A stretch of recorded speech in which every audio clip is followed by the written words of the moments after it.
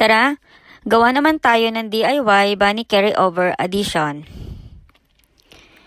Gupitin ang mga pictures ng bunny at carrots.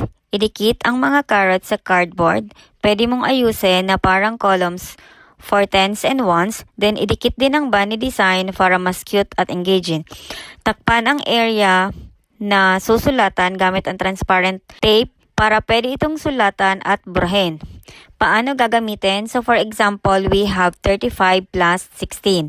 So isulat ang problem, 3, 5, and then 1, 6. Then after that, so simulan natin ang ones. 5 plus 6 equals 11. So isulat ang 1 sa baba, then carry ang 1 sa itaas. Then punta naman tayo sa tens. So 3 plus 1 is equal to 4 plus 1 carry is equal to 5. So final answer is 51.